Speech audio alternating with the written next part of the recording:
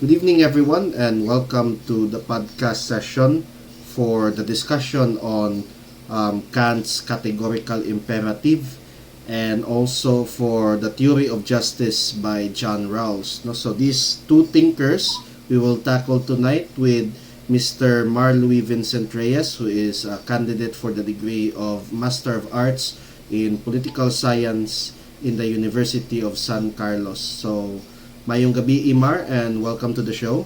May gabi. Hi, Kabi, sir, and thank you so much for welcoming me. Okay. So, I did invite you quite early on this one, no, ganinang buntag, and I just want to clarify some of the topics. So, this is for my ethics class nga kani siya nga discussion. So, this will be an overview of sorry, not Marx. This will be an overview of Kant, Immanuel Kant, and then an overview of John Rawls and their respective ideas, no, on ethics. So perhaps we can start with Immanuel Kant. So first off, si ihang di-discuss, no, is on categorical imperative.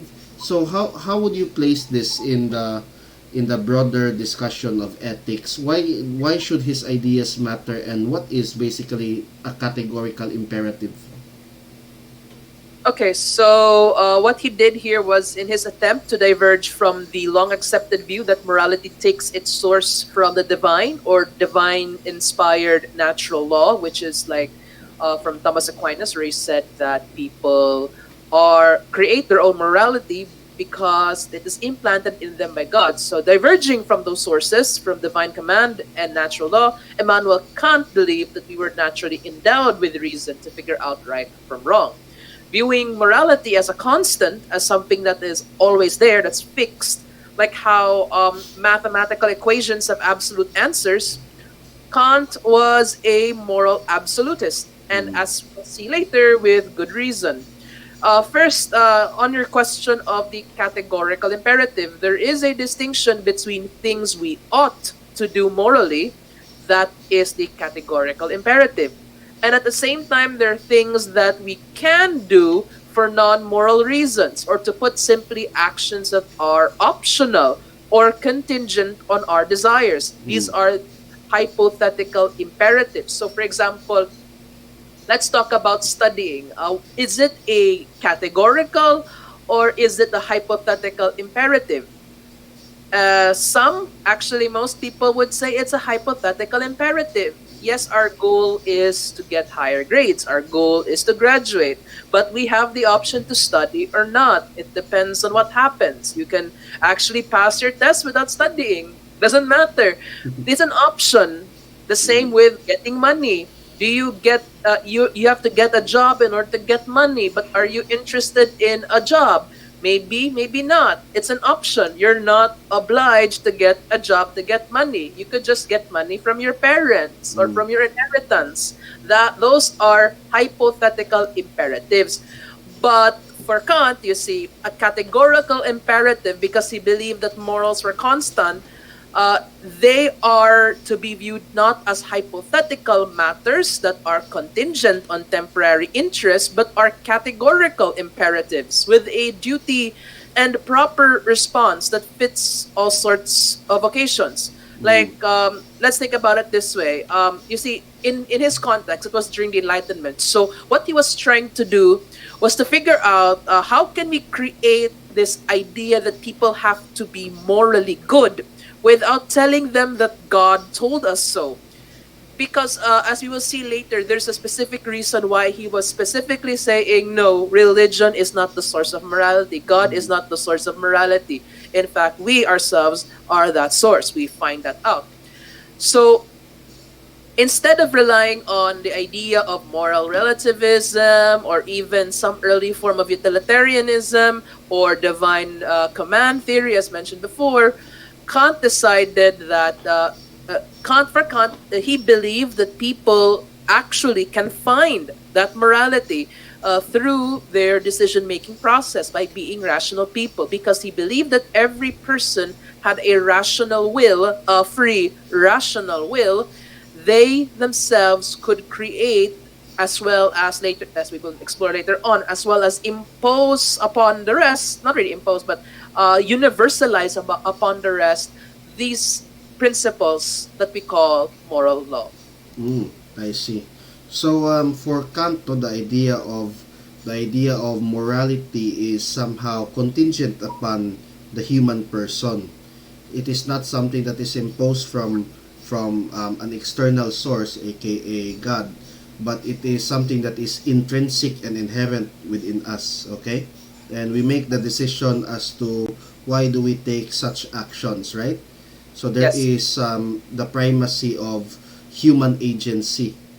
Okay. But you did mention that he is a moral absolutist. Can you tell our audience what does it mean to be an absolutist? Okay, so we've got two extreme variants here, but it depends on how we view them. There's the moral absolutist, the person who believes that there's right and wrong. There's nothing in between. It's Mm. like that's Kant. Really, there's no gray area for Kant. We will see later that It's there either really black or white, yeah. no? There's only black and white. There's Mm. this thing that you're not supposed to do. Yeah, that's black.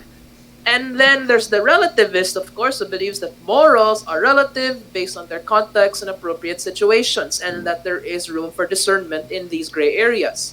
Now, why is he a moral absolutist? This is where we will look into the categorical imperative. As I said before, they are commands that you follow regardless of what you want.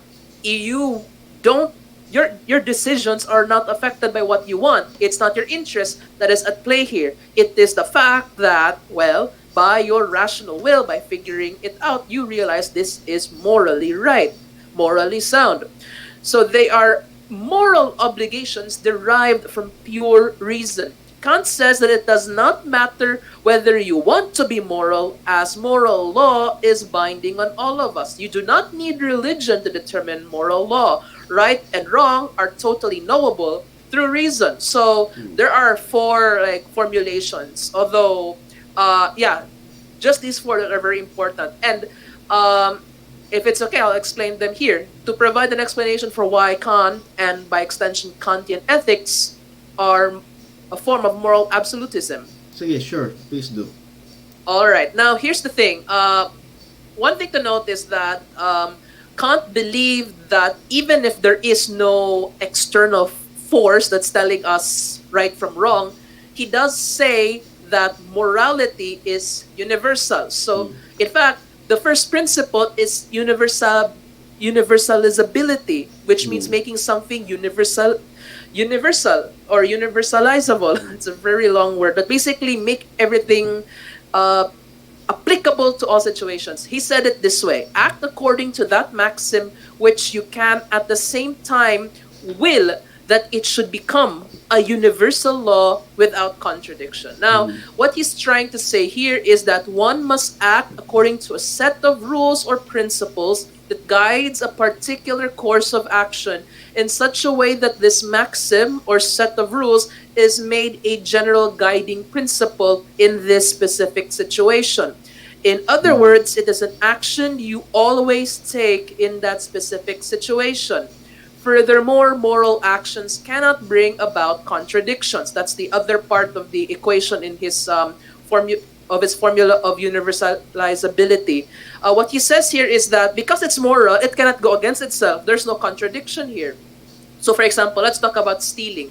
Now, imagine that you're hungry, you're late at night, you want to eat somewhere because you just came from class with Mr. Ryla here. You got a very long class and you must be very hungry. Now, you don't have money with you at that time. So, what if you thought to yourself in this vacant space between yourself and emptiness, what if I stole this burger, for example? Now, you think of it this way. If your course of action for fulfilling your hunger is stealing, you would say, for example, that stealing can happen anytime.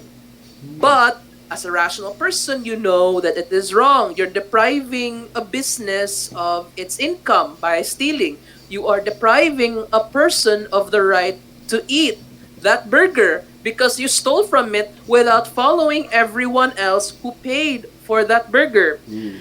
And when you apply this principle, you apply this very bad action, stealing, with the principle of universalizability. What you're doing is saying, okay, so I can steal, but I must steal. That's the rule. Because I stole, I will decide I have to steal and steal and steal and steal. But you don't realize that. You don't realize like later on that if you do that, that means anyone can do that, not just you. There is no exemption. And in fact, if you steal, anybody else can steal the burger that you just stole, and over and over and over over again. again. And when we think about that, we realize that it's wrong because we are compelled to avoid universalizing this concept of stealing because it would hurt us. And because it would hurt us, we realize it would also hurt other people. So it would compel us to avoid it because when we take any action, we do not exempt ourselves from rules that are universal. Essentially, Kant believes that all moral actions are universal. You do not make exemptions. There's no loophole. If that's a good thing, you have to do it. No one should violate the moral law, even if others are doing so, even for a good cause. So this is an idea also of the same principle. Basically, the moral law applies to you, and because it applies to you, because everybody else is just like you should follow it, even if others don't care. It's the universal law. So this can lead to, for example, there's a situation like saving somebody's life. No, you have to lie in order to save somebody's life. Like for example, there's a contract killer looking for a loved one in your house. So you confront this person that you know is a terrible person, is going to kill your loved one, and you lie to this person and say that your loved one isn't present, even though that the loved one is actually inside the house. Now, what if this guy would either kill you or just, go ahead into the house and look for your loved one? What Kant is trying to say is that even if you're doing it for the right reason, inevitably it would lead to something wrong happening, whether it is you lying or your loved one getting killed or worse. That's the point for Kant. You shouldn't lie, and we'll get into why he's really big on lying later. Okay, second principle, humanity. The principle of Just humanity. to Marno, just to recap, no. So Kant Okay. is really concerned with where your actions lead. Is that what you're getting at? No, those actions tend to, for example, you did mention earlier that he is an absolutist. So he's Yes. concerned that perhaps your actions will lead to certain consequences down the line if it is, let's say, if you do not follow what is supposed to be a universal course of action, right? Now, for Kant, his concern was definitely the intent behind it. But yes, it works like that, no? Because when you rationalize, okay, if I keep stealing, then I would get stolen in turn, and it will never stop because, yeah, people think that it's so right, we can just do it. That's what he's concerned about. So, as a principle, to avoid the occasion of stealing, even if stealing is not universal in practice, we decide to follow these rules. I pay for the food I get. Like that, for example. Yes. I see, I see. Sige, thank you kayo, Mar, for that. Do continue, do continue. All right. Okay. The second principle in Kant's categorical imperative is humanity as an end in itself. Now, Kant believed that not only are we rational beings, but that, here's the thing. For Kant, he believed that we are rational beings, but we are also people capable of understanding the world differently. Why? Because humans are rational. For that reason, we're rational, we're different from other animals. We're able to reason that there is such a thing as a thing, that we're able to reason that people are people. We're able to create our own laws. So he says, act so that you treat humanity, whether in your own person or in that of another always as an end and Mm. never as a mere means. Now, he's very specific with this wording because he did not say never as a means, because we use people all the time. Like, for example, I am applied right now as a guest for the playlist. That is very normal, in the same way that I am using, for example, the opportunity to discuss this concept to learn more from you, sir. That is using people as a means. But Kant specifically says mere means. Why does he say this? Because when we say we treat a person as a mere means, meaning that we use the thing or person only for our own benefit, with no thought to the interest or the benefit of the person or thing we are using. So, meaning to say, if we treat people as utility, as objects to be used, meaning we will always treat people as objects to be used. We do not value them. And therefore, by that extent, it means we ourselves are mere means. Mm. You see, that's the idea. For Kant, what you think of others, you think of yourself. He always says this in his principles: act so that you treat humanity, whether in your own person or in that of another. So you treat humanity as also yourself and the other. Yourself and the other, there's basically no separation. You treat yourself and the other equally. So, Mm. yes, we do use people for convenient situations, but take note, we ought to not see them as mere means. Mm. Kant says we are not mere means that exist to be used by others. We are rather our own ends. We are rational and autonomous. We have the ability to set our own goals and work towards them. Further, he says, unlike other things in the world, we are self governed and are able to set our own ends or purposes, to make our own free decisions based on our rational wills. This is why Kant is against lying. For Mm. Kant, lie to a person, meaning to say, you view the person as someone that is liable to be deceived, and therefore to be used to warp the truth according to your narrative. Meaning to say, also by that extent, you yourself are liable to be lied to. You should be lied to because you are able to lie to that person. Mm. And another dimension to that is also placed into the third principle, which is on autonomy. But yes, to sum it up, basically, first principle is, if it's a good action, you keep doing it. It's universal. So instead of stealing, you buy food because everybody else would benefit from it. You Mm. would be helping someone with his business, and in turn, you would not be depriving someone of the right to eat. At the same time, in the second principle, you have to treat humanity as an end in itself, so that you do not get used, and in turn, you do not use others merely for your own benefit.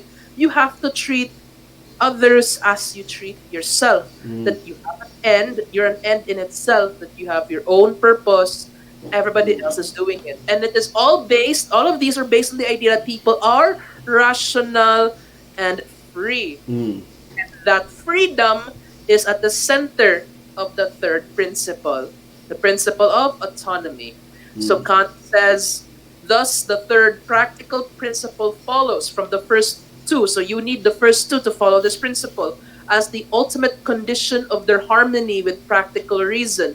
The idea of the will of every rational person as a universally legislating will. Now, this term is very important for Kant's view of the human person. So, Kant's formula of autonomy expresses the idea that an agent is obliged to follow the categorical imperative out of the rational free will rather than any outside influence, whether it's religion, God, or the So government. he does put agency, he does put the primacy of the human beings based on their ability to choose and to decide, right? Yes, So that's that, actually very important mm. because now we go back to the example of lying, right? Now, here's the thing. Um, Kant is so against lying, not just because it's wrong, not just because you do not want to be lied to, and not just because you have to keep lying for the rest of your life. Mm. universalizing, concepts, but also because when you lie to someone, you only give them partial information. Autonomy doesn't just mean the ability to be free and to freely choose. It is also the ability to make choices with a complete awareness of what is going on. You need complete information of the situation. You're not, in other words, influenced from the outside, Mm. because lies are an outside influence. They manipulate what you're supposed to see. Okay, this is the real situation. I know what I'm going to do. If somebody lies to you, what they are doing is essentially depriving you of the right to make a choice. Mm. Interestingly, that's really how he says it. Like, basically, if you're lying, you're keeping somebody less free, if not deprived of that freedom. So, uh, by virtue of universalizing this, principles, what is required of one person is required of all. So Mm. don't lie to people, because you might be depriving them of their autonomy. That is what Kant believes. And in fact, for Kant, why does he say that the will of every rational being is a universally legislating will? Is because for Kant, autonomy means the ability to make laws. Mm. We make our own rules. And because these rules are good for us, everybody follows. Mm. Because everybody follows them, therefore, everybody is able to make these rules, to apply these rules, and these rules are followed by all. That means they are ends in Mm. themselves. They are people deserving of respect and not to be made use of. Mm.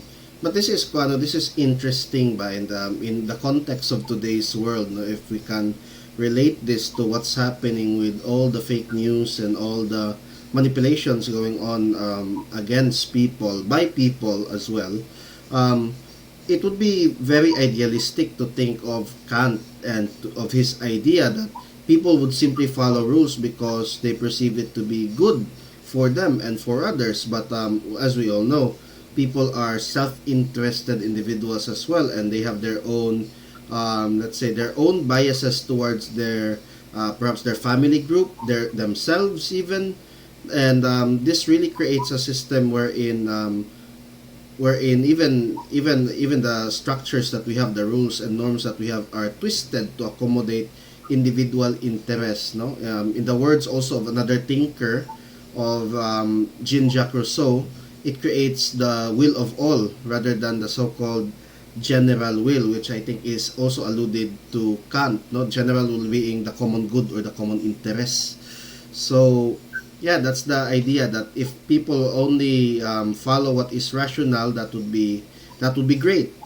But in the real world, that's not as clear cut as it is. No, so how would you how would you, let's say, how would you view it, Mar, in relation with what's happening today in this age of, let's say, post-truth, no? Because of fake news and all.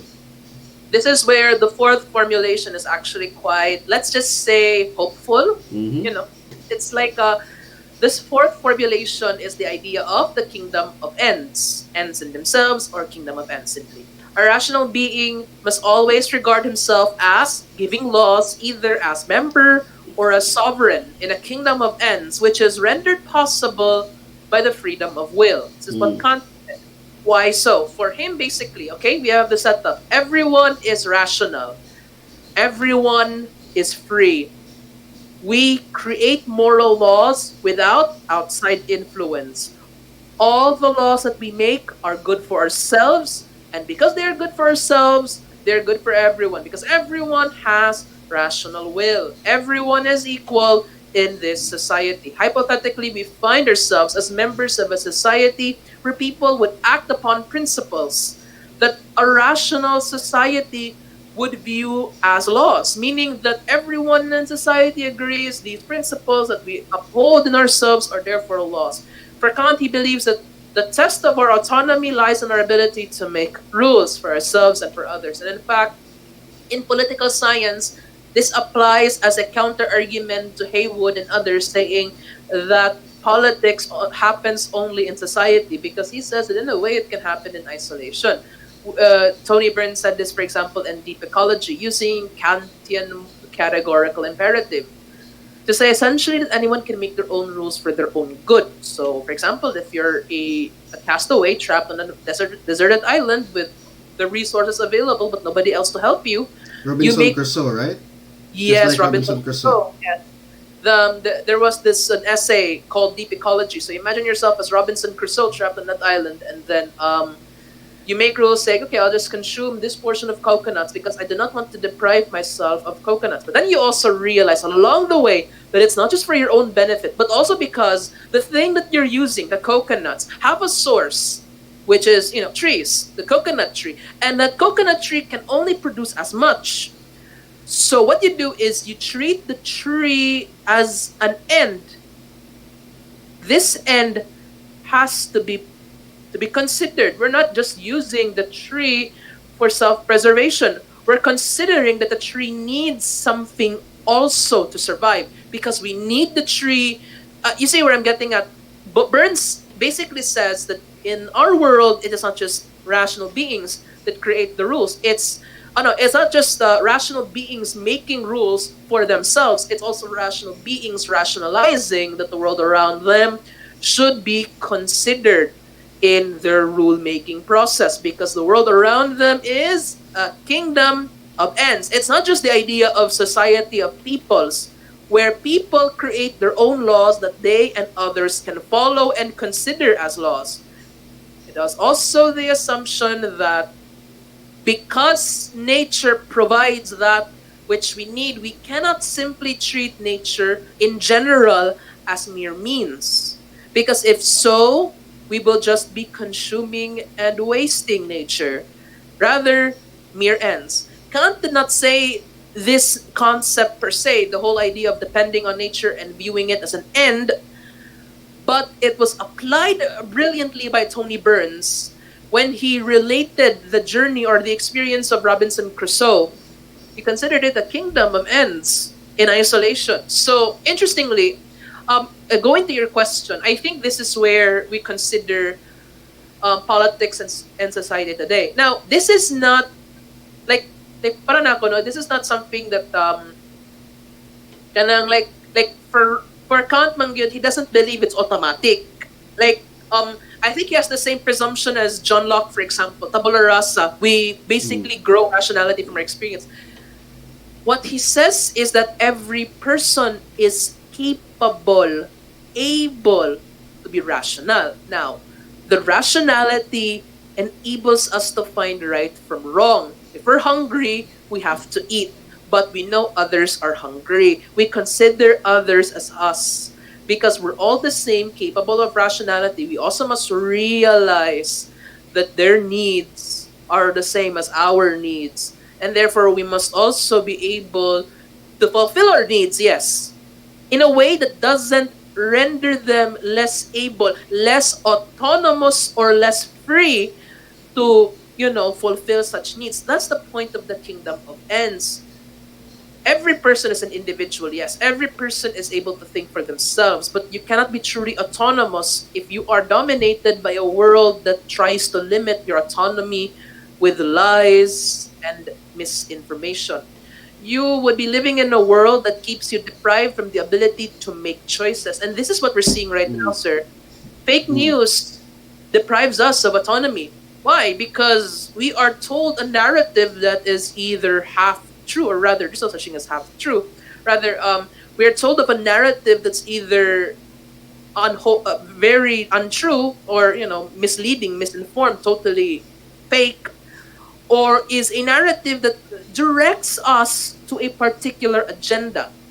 You see, fake news is the worst thing in the modern world for Kant in a way. If he came here, I think he would be really angry because what you have here is people lying every day to each other and to themselves. This is the ultimate universalization of lies. Universalizing lies to such an extent that you do not even know that you're lying too.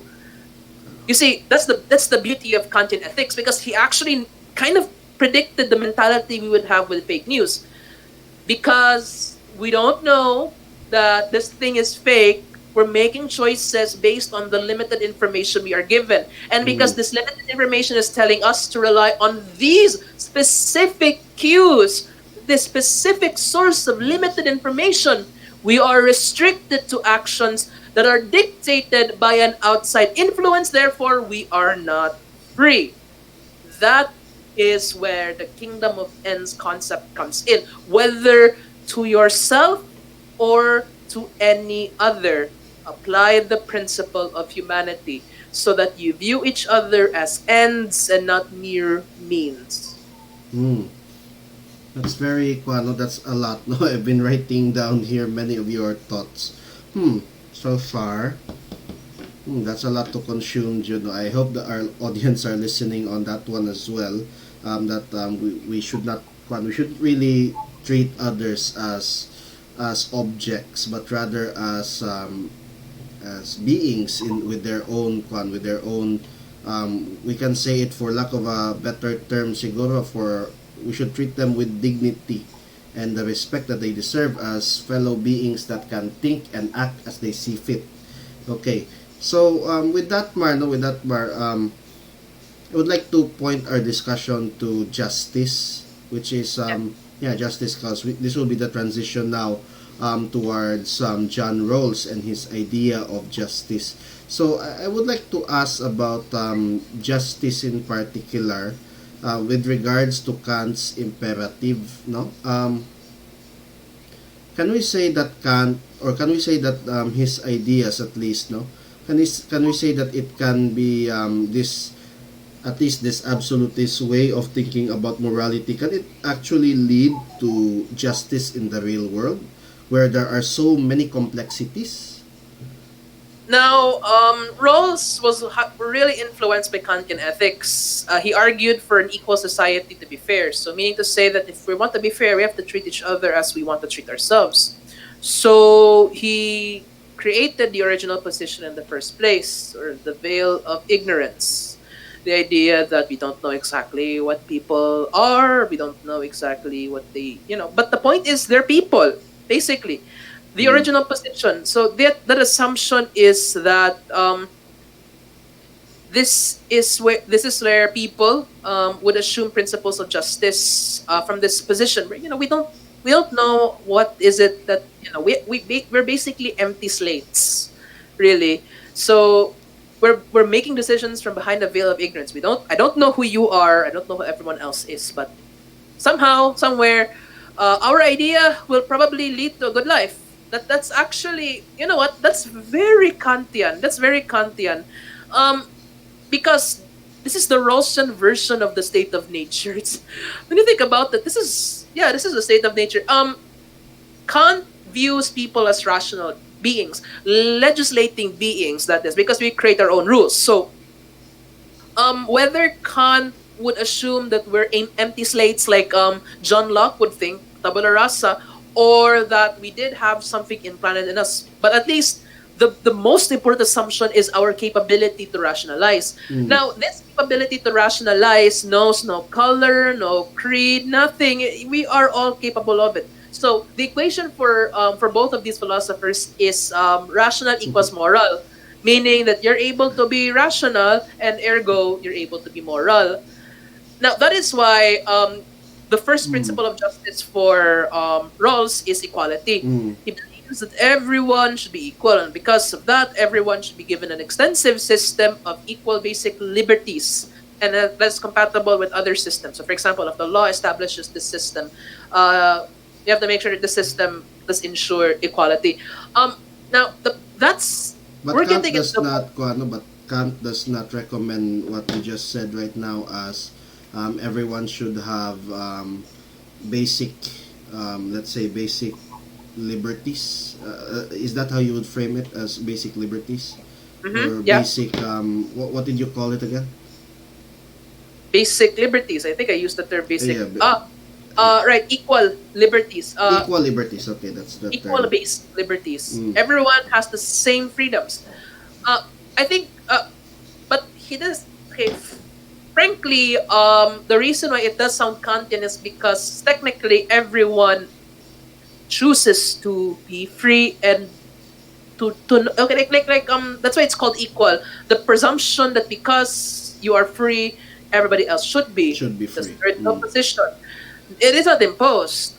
It's not imposed because we accepted this. I mean, we want to be free. I mean, Mm. nobody wants to be chained, right? That's the assumption.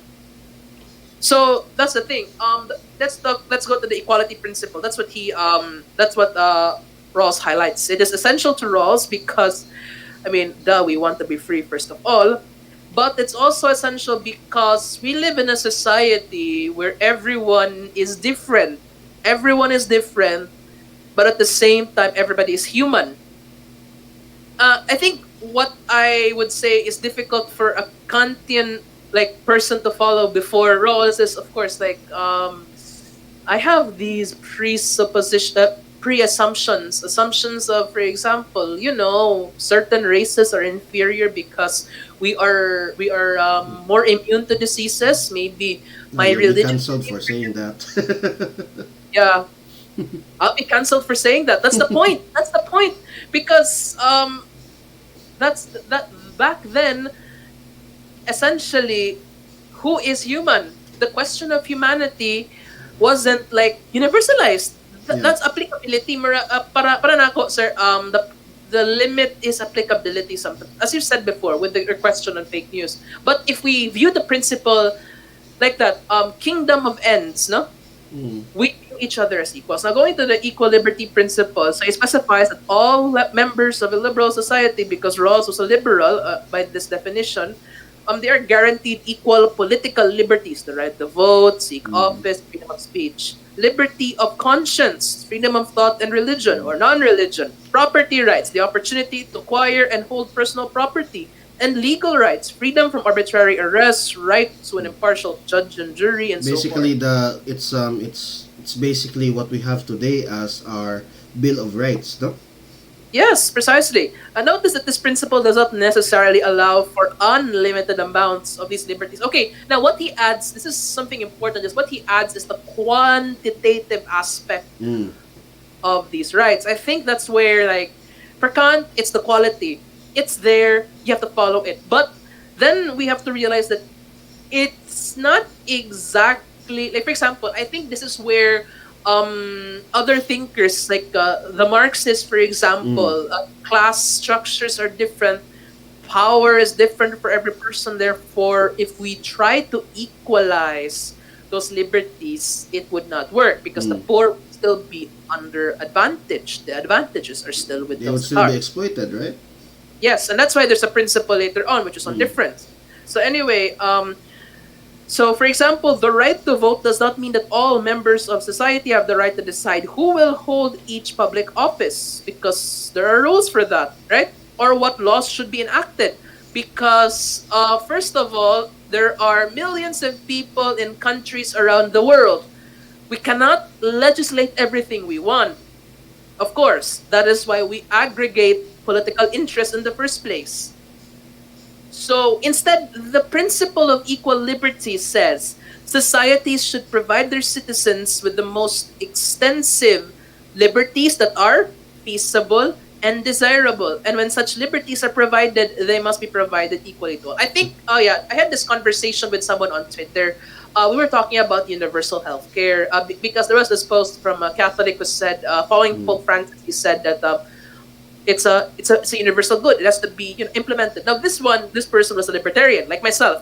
We agreed on the concept that we should be careful with legislating something that imposes a lot on the populace, taxes, etc. Even though it's a universal good, we accept the fact that it's not a commodity. It's a good. It has to be given to everyone. Yes, yes.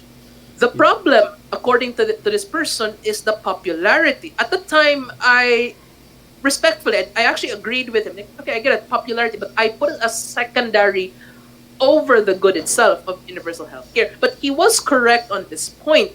And that's what Rawls said, that we have to give citizens the most extensive liberties that are feasible and desirable. The thing is, what Rawls counts that maybe Kant did not is that governments cannot give everything. That's where moral absolutism has limits. It cannot quantify. It's absolute. For Rawls, there are conditions. Governments do not have the same laws. Governments and countries have different understandings of the world and themselves. Mm. But most importantly, governments have different capabilities and therefore, to an extent, different freedoms of being able to act. So, what Ross posits is we have to give the most extensive liberties possible that are feasible. Yes, I said it before, possible and desirable. People want it.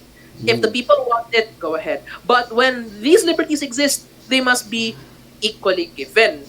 Mm. But it cannot go by itself because society, as we've established before, we're all different, different races, creeds, and needs. Different needs. That's very Different needs. important. Okay. So that's the I think that's the key term here. No, different needs. It does remind me so much of the writings of this Indian economist turned philosopher, si Mr. Amartya Sen, Professor Yes. Amartya Sen. I think he did take a lot of inspiration from Rawls when he wrote his masterpiece called Development as Freedom, because he called it as the theory on capabilities. No, capabilities as the defining factor as to how people can exercise or can have and exercise freedom that will lead them to development. So it's really interesting for those who are listening. Maybe you can pick up a copy on the internet or on somehow near your book pumunta tayo library services here in our university. So maybe an online PDF copy will do. Freedom as Development. It's a really interesting book, and what Marge just said in his condensation of Kant and Rawls, it's actually what Professor Amartya Sen wrote back in 1998.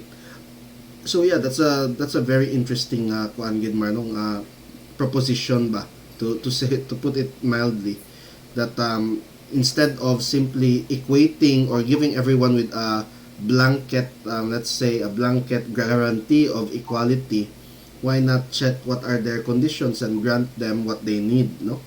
So murag ingon ana gani siya nga idea. But yeah, based on the notes that I have here, if we're going to trace it back, um, does it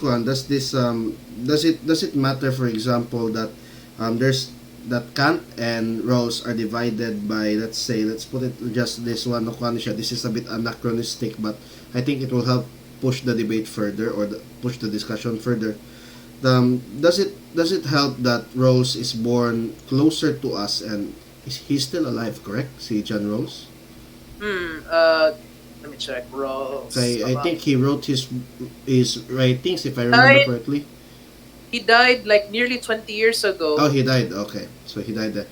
But he lived long enough into the 70s and 80s, right?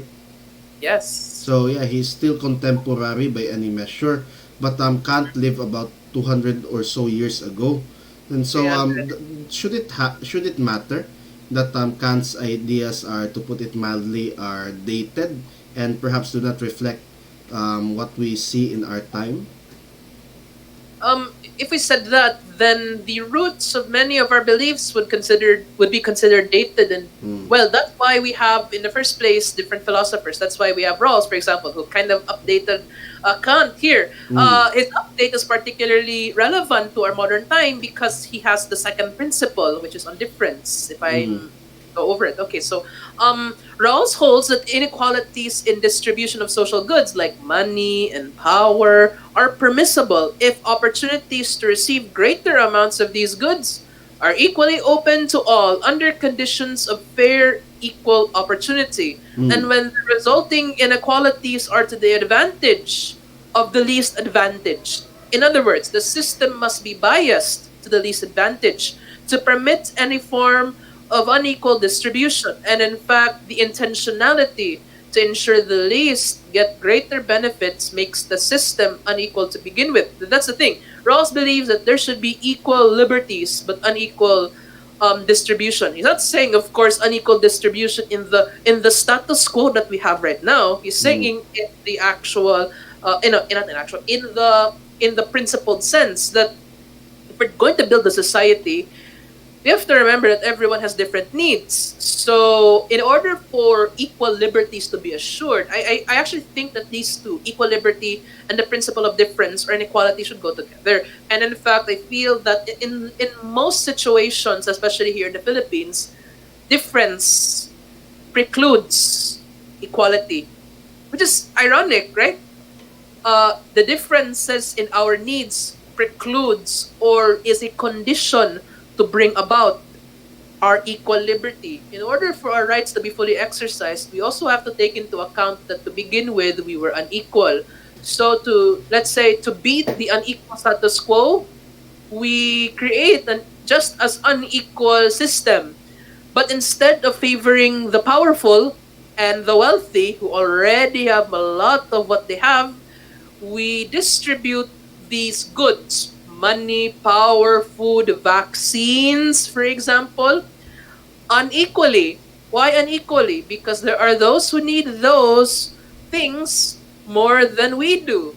There are those who need these goods more than everybody else. Some people need it less than others, and vice Sounds versa. like And a also, community pantry, no?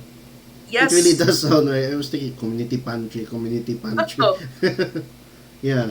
yeah, Do you yeah. think this is a bit kuan ano, this is a bit just to kuan ba, just to contextualize our discussion, to put it in a setting. Do you see community pantries as a reflection of the ideas of Kant and Rawls? Yeah, in a sense, we're Is because it universal, right? The community pantries are in a sense they're universal, that everyone can access them because they are part of the community per se. yeah. Now that's where like we have to apply these concepts, with strategically, like strategically, yeah, yeah, in a sense.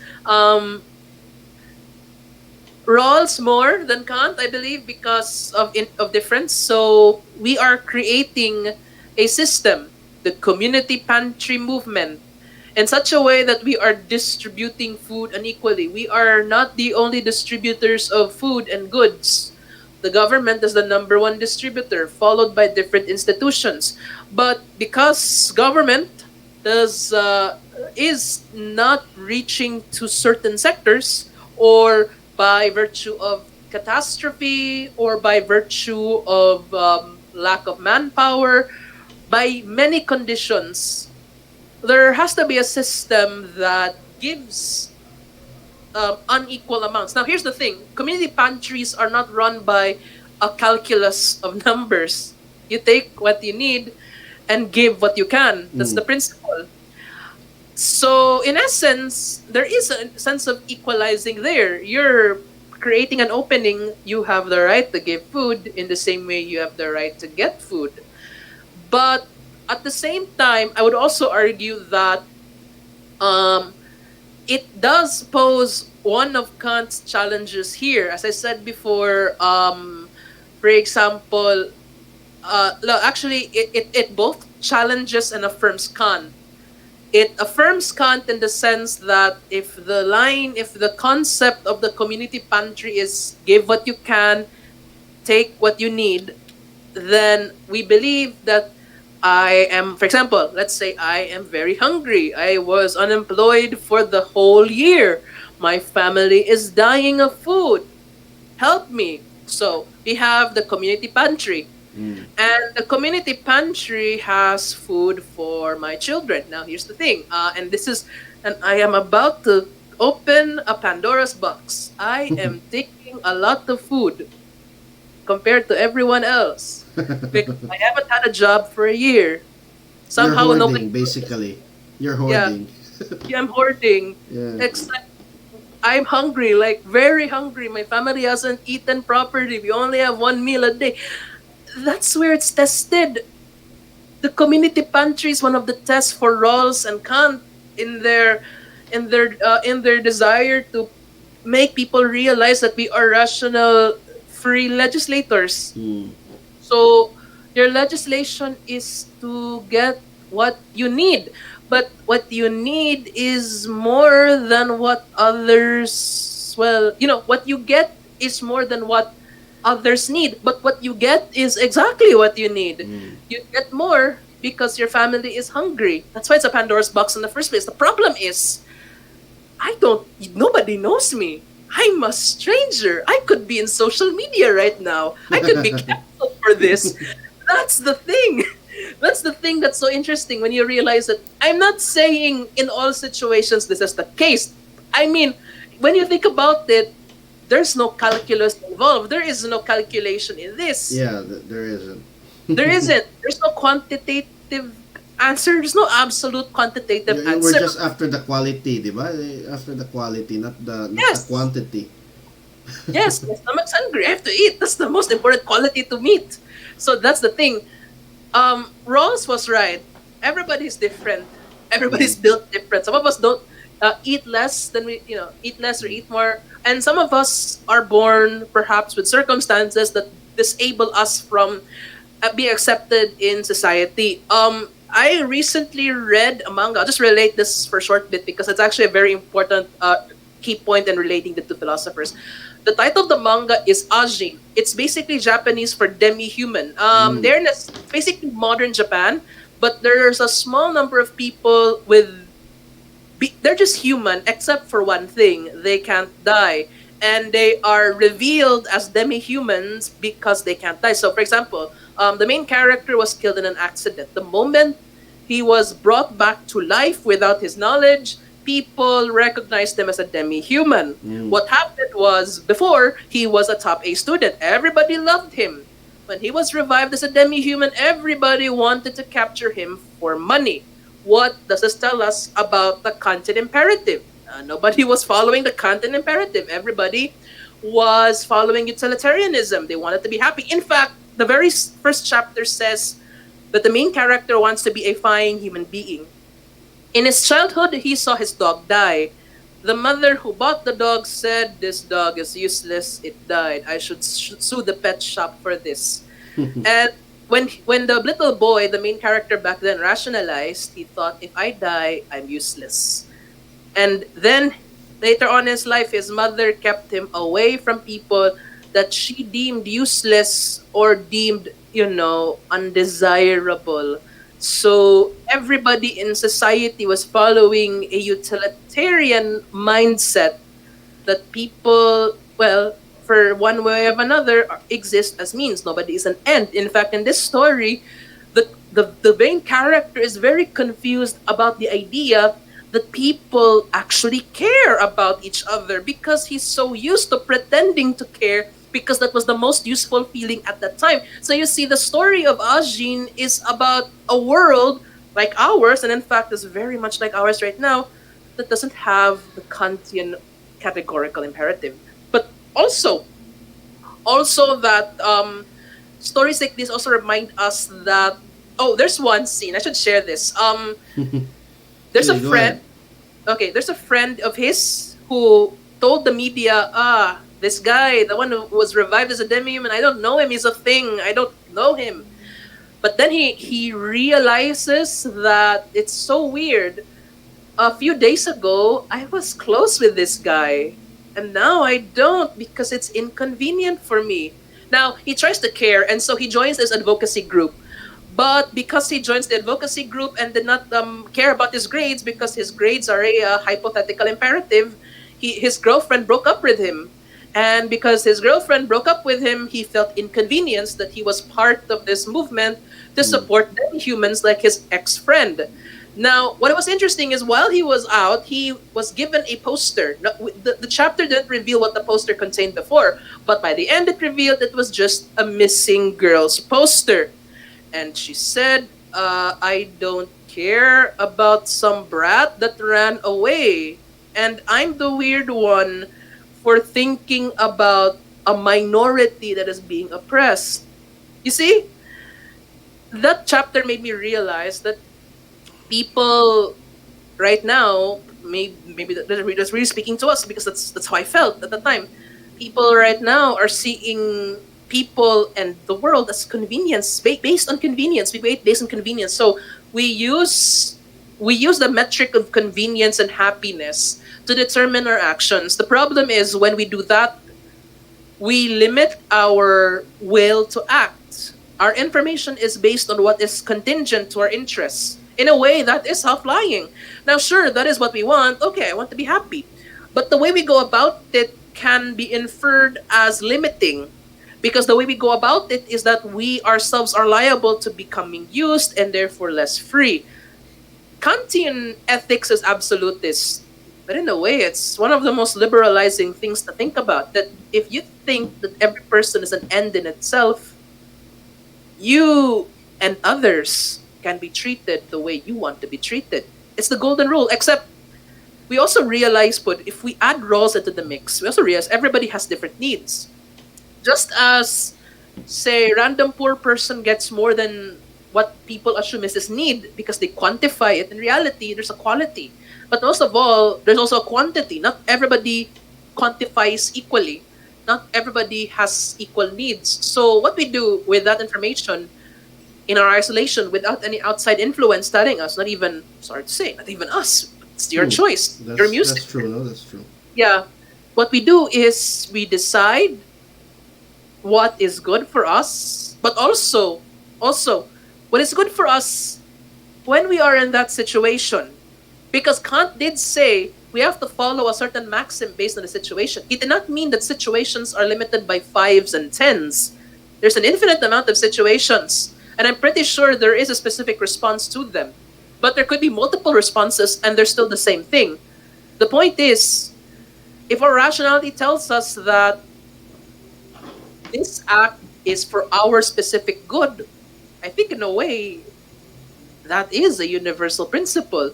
It's just applied differently in the context of different needs. Hmm. So Rawls got the updated version. Of course, this will be updated in the next few years, and it's already Well, in being the next updated. decades, perhaps, no, Yeah, as material conditions change for all of us yeah, with that's the thing. technology and things. I mean, That's the can you imagine Kant thinking about what we see now? I mean, in his day, it was still the horse and the wheel and yes, sailing ships, no? He didn't have all the things that we have, and of course, the things that John Rawls had, no, in his time, in the 70s and in the 80s. So, yeah, what we have today is something that is constantly evolving, and I think this is the beauty of ethics, ba? The way that people update it is also based on timeless principles, but at the same time in different packagings or in different settings lang, no? yes. Mm. That was the point. I think that's the point of what we're going about here. We're putting two philosophers with similar ideas but different circumstances as well Yeah. as times. We may think that philosophers have it like they've got the right idea and all that, but what they had was also limited. And I think that's the thing. Kant was working on the assumption that we are free. And in a Mm. way, his assumption of freedom is that we're absolutely free. But he also knows that we're not free, we're not as free as we think we are free because we are lied to, we are fed certain narratives, but we're also given different privileges. That's privilege makes us unequal, but we cannot do much about that. If we um, if we try to change our privilege, we there's a tendency for us to not only be disconnected to what we're familiar with, but essentially we'll be lying to ourselves. We have to admit. Can you say if we're going about the narrative of checking our privilege, it also means that we have to know thyself. We have to know ourselves, Mm. and that's why, as I said before, people have different needs, and that's why Rawls was right about the difference principle.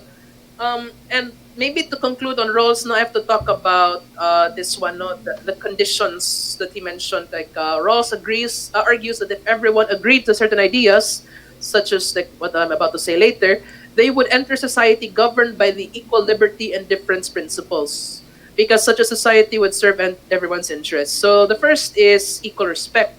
The goals or life plans of each individual must be equally respected, but by everyone. The state must be neutral regarding the value of various life plans. That is basically the right to religion and conscience, or your voting. The state doesn't decide who's good for you. So you know, do with it what you will, red taggers. Its principles and policies should not privilege certain life plans over others. Am I right? People who are privileging the wealthy over the, these fortunate. Most importantly, no one's goals can be deemed insignificant or valueless and thus be sacrificed for the sake of the greater good of society. Please remember to take care of your artists because they also need money. And the farmers who make our food, right? Everybody? That's very important. The second principle, non-risky rationality. Everyone realizes that the achievement of one's life plans requires having some social goods and that these life plans will become endangered if one's social goods drop below a certain minimal level. Okay, there are many situations for that. For example, losing your job, or maybe certain agencies are not doing their jobs, giving those privileges. Yes, While that's it the is thing, no? rational, yeah, while it is rational to seek more social goods, yeah, it is rational to seek more social goods. It is Social goods. Social goods. yeah, social What do we goods. mean primarily by social goods? Just to clarify for everyone, no? What Rawl said here, at least in this chapter, is money and power. But it can also be, for example, access to government benefits, Yeah, can access to voting access rights, access right? to resources in particular, or even access to social services lang in general. Yes, social services. Mm. That's the way to go. While it is rational to seek those, more of those, it is irrational to put oneself in a situation where it is possible to attain large increases in one's social goods, but only by risking the availability of those minimal social goods that are needed to achieve one's life plans and sure to not deprive of what others need. That's why Kant is against stealing as well. If you steal, you're depriving others of the Others of opportunity to one, get yeah. that as well. So it's non-risky, like very specified form of rationality. Non-risky. By non-risky, not just to you, towards yourself, but to others. So what do you, if you're going, okay, let's go back to the community pantry example that I set out. Now, on the one hand, I have different needs, right? I'm hungry, I have to feed my family. That's a good thing, right? I have to feed my family, even if I'm taking more than what people perceive I should, diba? But that pantry has been emptied by my action. I am depriving people with a similar situation to me. So what I am doing is I am depriving other families like myself of the opportunity to gain access to those goods. And I mean, it's food, it's a different kind of good, but it's still access through society. So that counts. So non-risky rationality. By irrationality, you should realize that some other people also have the same, if not higher, level of need. That's why the difference principle is very important. The next one, the veil of ignorance, the distribution of That one, natural no? talents. That one. 'Cause Yeah. I'm particularly concerned with the veil of ignorance. So far, we have been talking about redistribution of goods. But how Yes. about the veil of ignorance? How does it play in all this idea of justice? Now, Yeah. apart from the whole "I don't know who you are" thing, it says here that the distribution of natural talents and social advantages that affects the chances for individuals to succeed or fail in their attempts to acquire more goods are unknown. So the distribution, nobody knows how it's being distributed. It's veiled. Everyone must be ignorant of whether they are relatively smart or healthy or energetic. Mm. Now they, I think, refers to other people, not they themselves. So that should be clear. No one can know whether they are born to privileged or disadvantaged social Sure. circumstances. Everyone must assume that it is possible that they are relatively disadvantaged in terms of natural talents and or have been born into social circumstances that limit their Mm. opportunities. So Personally, basically, I there should be no, let's say, social distinction, or uh, there should be no, yeah, at least that the way that things are given, it should be as random as ever. No favoritism based on social class, no favoritism on ability, etc. yeah. Now, that's the thing. The veil of ignorance says we assume everybody else is worse off than you. That's the assumption. Mm. You don't know the person because I mean we haven't met the entire nation of the Philippines in our entire lifetimes, right? Yeah. We can't meet 110 million people, or that whatever number that is. The point is, Rawls believes that every person is probably worse off than you. So by that assumption, and especially if you're a government official, if you're a legislator in power, keep in mind, not everyone has a car, not everyone can take a bike, not everyone can pay regularly for their fares to the city from the town. Not everyone has access to good food. That's the thing. I think the veil of ignorance, if applied this way, especially to government officials, is a very good thing. If you're in Mm. power, pretend everybody is poor. That's how we could assume that we are able to distribute equitably. Now, that being said, the only disadvantage to that is that if we have the assumption of ignorance, we don't have the assumption of distinction. Yeah. So we might think, okay, everybody's probably poor, but I don't think I'm giving everybody the things that they deserve Yeah. because the laws are in paper, but the agencies are scattered in the cities, and the ones in the towns are not properly equipped. Did I think about that? Maybe not, because I was thinking everybody was poor. So, para, like, there's a lot to think about. Like, veil of ignorance is a good thing, but we don't stop there. So, yeah, just to Mm. ease your concerns, no? That's interesting gid ba kana siya nga concept, the whole idea of the veil of ignorance. It's really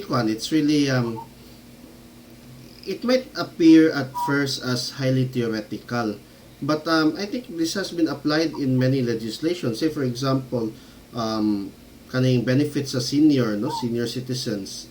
Once you turn 60, you can apply for a senior citizenship card. Okay, in at least here in Cebu City, that's how it works. And you get benefits every once in a while. No, you get well, not just discounts but financial benefits. No, there's monetary nga kanang ipanghatag, monetary aid, and there are even talks now of at least kanang opening up, well, with the coming of the national ID system, of opening up a bank account for everyone, no, wherein the government can place incentives. That's how kanang, or no, sorry, that term is not incentives, but can place aid, no, financial aid, etc., especially in times like this. So that's the idea of the veil of ignorance, that it should be provided for all, regardless of their social status or their where they are from, no. So that's a good thing. But again, it also comes with major costs. Let's say, for example, and this is the favorite lines of many conservative politicians abroad and in here in the Philippines, where do we get the budget for that? It's always about the budgetary constraint, because as well as good as the ideas of Kant and John Rawls are, we live in a finite world, di ba, Mar? We live Yes, in a that's very the finite world.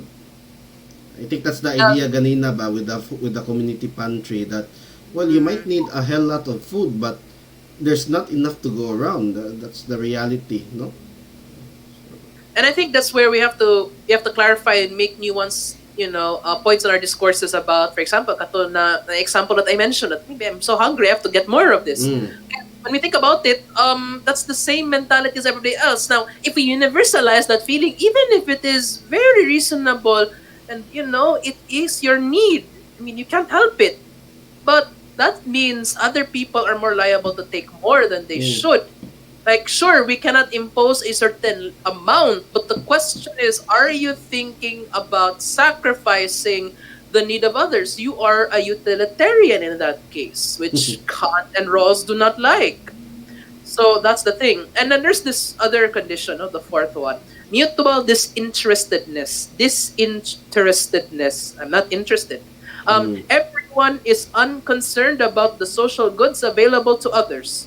Being concerned with their own life plans and the social goods available to them to achieve their goals, individuals will not altruistically provide needed social goods to others. At the same time, envy will not preclude people from accepting the larger holdings of social goods for others, as long as they recognize that such holdings do not adversely affect or maybe even enhance their own situations. I think basically, you shouldn't care about the value of power or those goods. Like, um, it's the idea that just as we have a veil of ignorance to the people we serve, maybe we should have a veil of ignorance towards the goods that are being distributed. that's two layers of veil of ignorance. On the one hand, okay, let's assume everybody is poor. On the other hand, let's assume that the social goods are not enough. It's a very messy concept, but yeah, that's how it works. So if you're concerned about your life plan, no, so me to say I'll get more. The same situation with the community pantry. I'll get more. I have to get more of what I need. So meaning to say that if so, then you won't be able to give. You're just taking.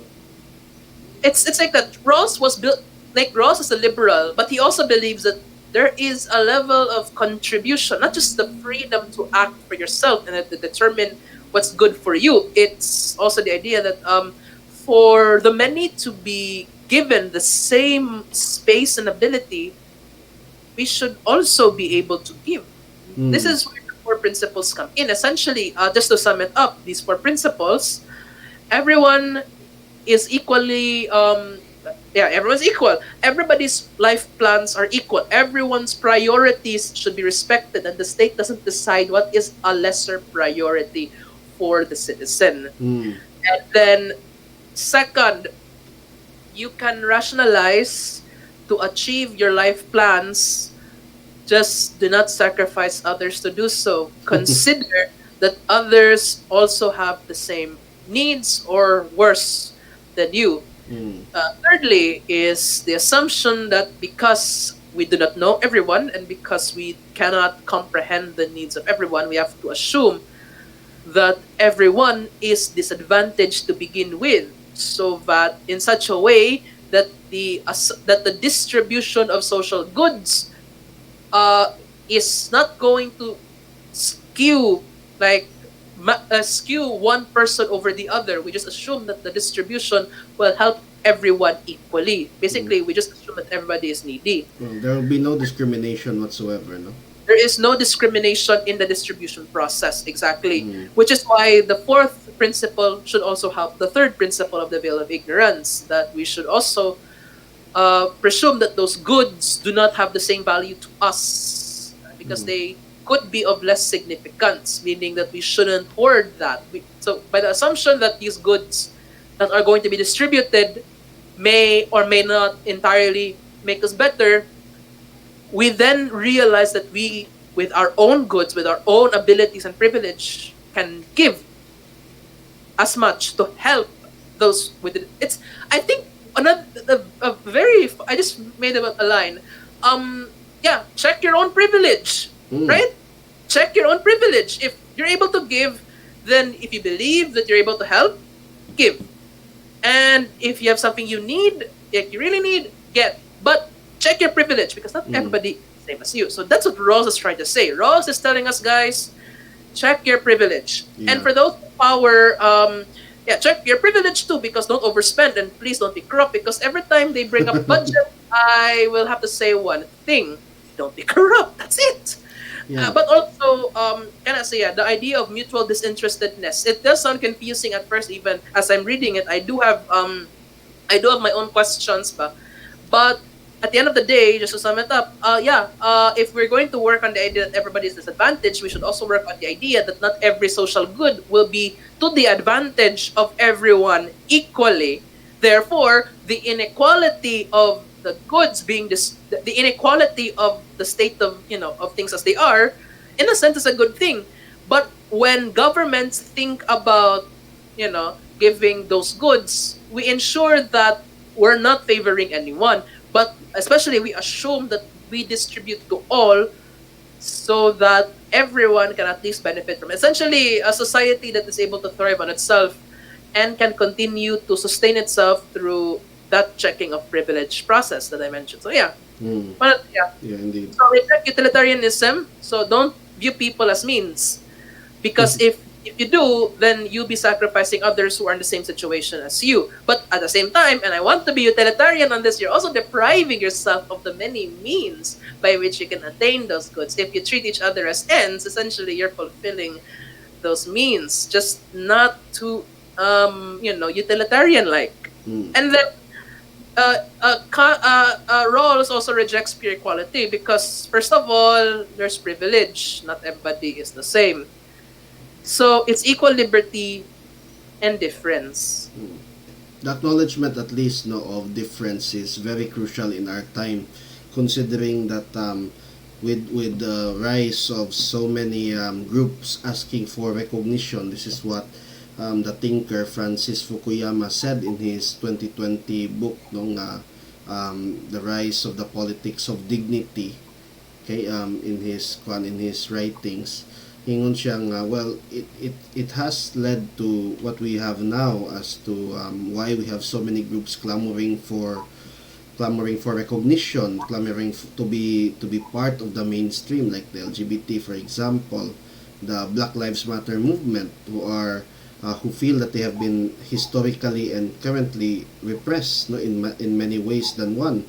There are many others as well. Animal rights is coming to the fore. No, women's rights are also coming. And we're not just talking about politics in terms of U.S. politics, but also here in our very own setting in the Philippines. No, there are many groups that are asking to be recognized. No, diha lang magsugod recognition, and that is very important in achieving at least a measure of equity, as mentioned by our resource person today, no, in the form of, let's say, condensing the ideas of Marx and sorry, not Marx, in condensing the ideas of Kant and Rawls, that is, no. So it's not just the redistribution of goods that are there after, but eventually that will lead down to that line wherein once we have they have recognition, at least they will be part of the decision making and not just a marginalized group anymore, no, an invisible minority within society. So that's the thing, that this recognition of difference should be the final concluding moment of our discussion for today, for tonight, that is, because it's a very beautiful message, Mar, no, nga you were able to lay it down in the last moment, that this idea of difference should be held as a sort of let's say, rallying cry for today, or not just a rallying cry, but a main agenda for our times, There's one thing I have to mention, Pudno. Even if we're going to apply these principles, we have Kant who says that lies essentially limit our ability to act on our freedom. We also have to think of it this way. Kant's state of nature, Kant doesn't take, basically Kant and many philosophers don't assume class, except for Marx, of course. But yeah, they don't assume class. So does it mean that we shouldn't have these imperatives? That these are high ideas we only aspire to once our stomachs are filled, once we have our rights? For me, there is no conflict, personally. It's just difference. You have to know yourself. Like Socrates is the first person to go, when it comes to this, you have to know thyself. You have to know where you are in society. You have to know your privilege. Examined life, not the examined life. Yeah, an examined life. You have to live out that life. You have to know your dreams, your purpose. But you also have to realize that you are valuable. You're hungry, but you have dreams. You want to be an astronaut. You could be the president of the Philippines one day. No problem. Those are your life plans, and strive for them. Study in school. Learn with us. Play with your friends. Watch Netflix. You can learn basically to live. Anything, basically to live. You can even eat all the kinds of food that you like. You can tagay all day if you like. That's life. You have to enjoy it. But remember that you're not an isolated bubble. You're not forever on an island deciding what's right only for you. What you have to do is, when you're deciding for yourself, think that everybody else is you. Otherwise, we would still be hungry. No? We would still be hungry and thinking, okay, this person next to me is a very useful tool to get this thing I want. And I don't care what he wants. I only care about what I want. And at the end of the day, we'll be eating each other. Yeah. That's the consequence. So Kant may be class blind, siguro sa iyang thinking.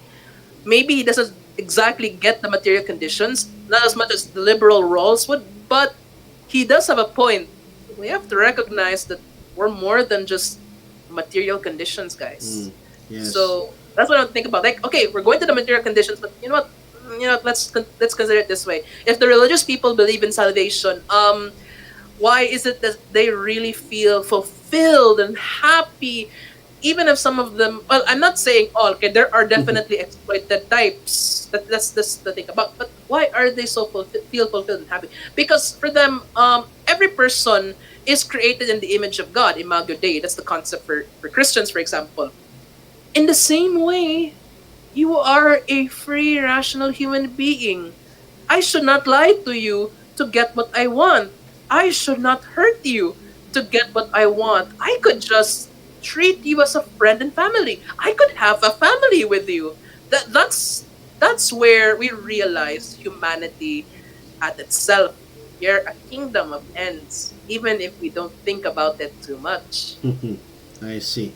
And with that, we will conclude our podcast for this session. No? It's been a very rich discussion with you, Mar, on the ideas of John Rawls and, of course, Immanuel Kant. So thank you kayo for your time tonight, Mar. Okay. Okay, thank you so much, sir, and looking forward to more of these engagements in the future. Okay, thank you, Mar. And thank you as well for listening to this podcast. I'll be posting this soon for my ethics classes, no? And this will be the final lecture for this semester, second semester, 2020-2021. So, thank you, Kayo, for listening.